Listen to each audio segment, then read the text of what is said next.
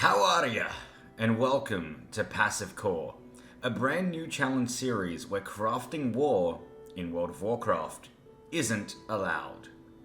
This is an Ultra Hardcore Pacifist challenge, and we'll get into exactly what that means in just a moment.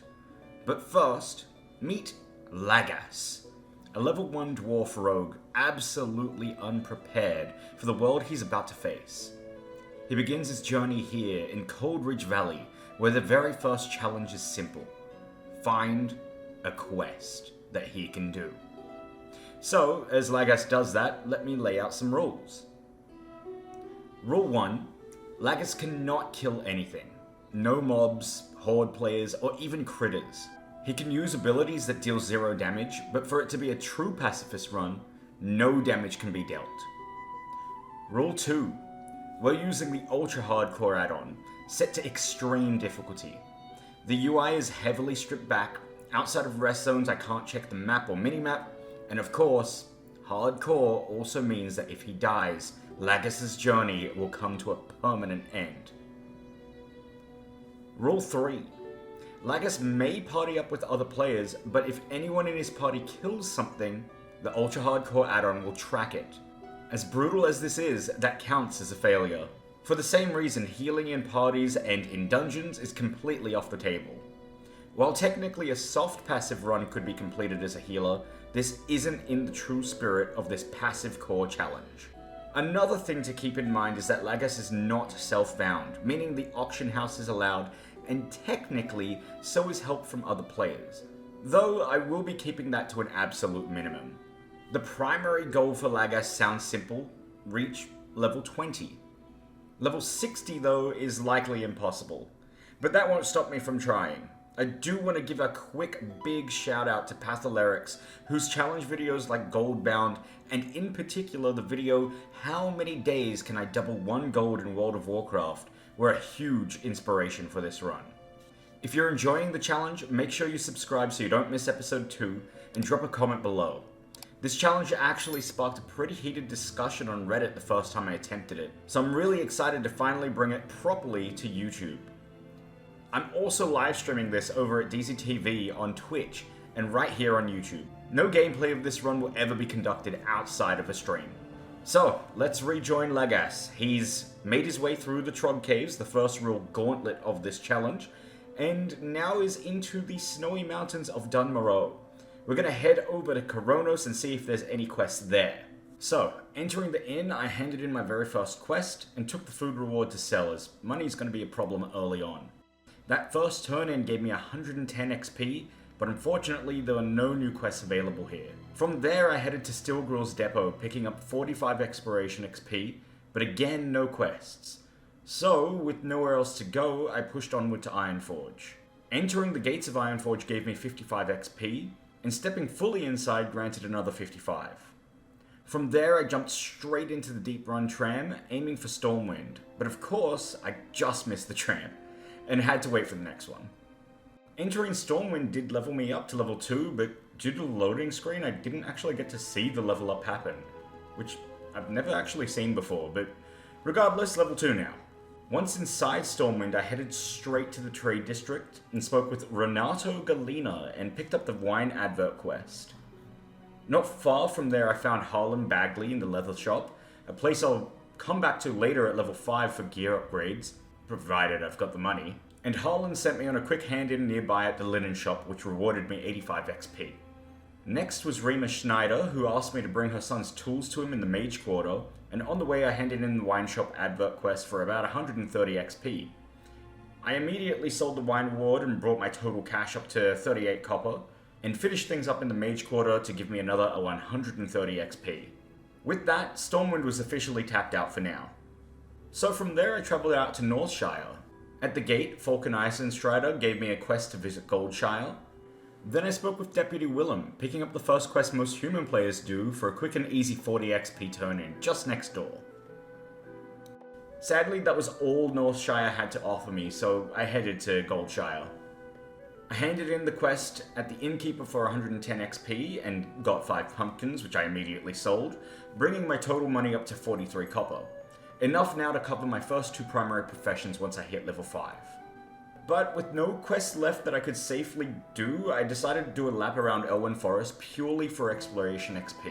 I grabbed 45 XP at Fargo Deep Mine, 55 XP off the McClaw Vineyards, 55 XP at the Stonefield Farm, 65 XP at Forest Edge, 65 XP at Westbrook Garrison, 65 XP at Crystal Lake, and finally 65 XP at the Tower of Azora to get me to level 3. At this point, I hearthstoned back to Cold Ridge Valley, hoping a few quests had unlocked, but this was a bit of a misplay. So I picked up Refugee's Quandary from Felix Windelbolt, pretty strange looking dwarf, I don't like him. I also trained Stealth from the Rogue Trainer for just 10 copper, but the misplay was that I thought I'd be able to pick up the quest where you return a hot mug to Cold Ridge within 5 minutes. But it turns out that one doesn't unlock until you get to level 4. So we're gonna have to come back here again later. But now it was finally time for some action. I needed to collect tools for Felix, but they were surrounded by trolls. On my first attempt I was spotted, but escaping wasn't too difficult. Luckily, on the second attempt, a dwarf priest was there on the same quest. He healed me, buffed me, and I used that opportunity to wait in stealth while he dragged the trolls away, letting me grab the first tool. I then moved on to the second and much more tricky one that I probably couldn't do without another player. And then disaster kinda struck. My PC crashed. You see, this is how my last character died. Lhaghass's in-law father, was killed due to this, in Loch Medan due to what I'm calling a cardiac arrest. What that really was, though, was my PC crashing while I was running back to Thelsamar to log out. This allowed a bear nearby to murder me in my sleep, and thankfully, Lhaghass was in stealth this time when the crash happened. By the time I logged back in, the camp was clear for the next, and normally hardest tool to acquire, and then the third tool, also super easy to pick up. I returned to Felix, cashed in a massive 250 XP, which is the biggest single chunk we've seen so far. With nothing else left in Cold Ridge Valley, I ran the Trog Gauntlet again. Being level 3 gave me just enough survivability to safely level my defensive skill, which is going to be crucial for this challenge. Mountaineer did come and save me, so I cheered, thanked him, and ran back to Koronos. After handing in a quest from Theric Blackstone to Steel Grill, I headed west into Dunmorrow, searching for anything else that I could do. For future reference, the wolves out here, they really hurt at level 3. They slow you down, they bite hard, and that led to a pretty close call while I grabbed 70 XP fleeing through Chill Breeze Valley. Soon after, I then climbed a mountain to see if the quest from Tundra McGran was available, but it wasn't, and this is another thing I really need to watch out for in my runs next time. Gravity.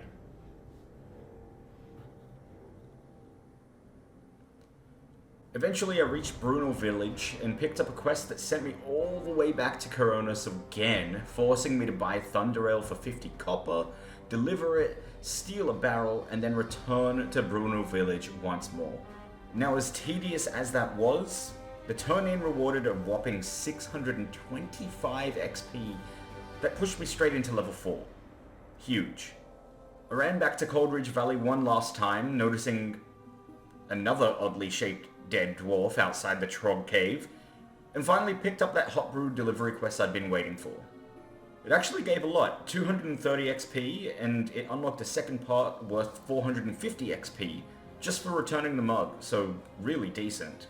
On the way back I was also invited to a guild, Guano Gang. I'm not so sure Lhaghass would approve of Lhaghass joining a gang, but I joined anyway and asked if anyone had a level 50 plus mage that could port me to Darnassus. With that port, we could easily unlock Menethil Harbor and grab a few early quests there as well. Sadly, no luck. So it was time for a little bit more exploration XP. We're almost halfway to level 5 at this point, so I hit Misty Pine Refuge for 65 XP, the Tundred Hills for 70 XP, Amber Still Ranch for 65 XP, Helm's Bed Lake for 70 XP, Southgate Outpost for 80 XP, Valley of Kings for 80 XP, Thelsamar for the Flight Path and another 80 XP, Algaz Station for 80 XP, and Northgate Outpost for another 80 XP, leaving us with only 5 bars left till level 5. Before heading back to Stormwind, I returned to Ironforge with a suspicion. At the time of recording, it's actually the Winter Veil holiday, which means holiday quests, and one of them required ice cold milk, normally sold in packs of 5 for 1 silver and 25 copper from goods vendors and innkeepers. I was curious, so I checked the auction house, and sure enough, people were selling them individually for 99 copper because the quest only requires 1 ice cold milk. So I set my heart at the Ironforge Inn, bought 5 milk, and listed each for 98 copper. If those sell, that's my early money problem likely solved. Back in Goldshire, I picked up a quest from Marshal Duggan to explore Fargo Deep Mine. Pretty risky, honestly, at this time of day, especially with no other players around the mine, but it was my only real option, as I don't really want to use too many exploration XP spots. Stealthing in, the tunnelers seem to be spotting me through the stealth, and with the Ultra Hardcore add-on, I can't even see mob levels. So I'm guessing some of these guys were level 4 to maybe 5, possibly 6. Still, I made it in and triggered the objective, but got spotted. So I ran and I escaped without too much trouble. Back to the Marshal, handed him the quest, and it gave me 480 XP. Even though that was quite a lot, it was just barely not enough to level. So I ran toward Eastvale, picking up the final XP I needed at Brackwell's Pumpkin Patch. And there you have it. Level 5. And the goal for this episode achieved. This is massive, it unlocks a few opportunities and plenty of quests, so I decided to hearth back to Ironforge, headed to the Great Forge to pick up blacksmithing and mining.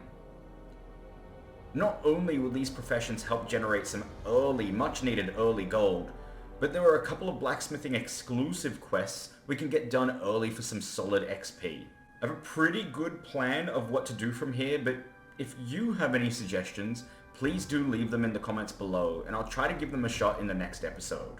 Thanks for watching, and I'll see you next time.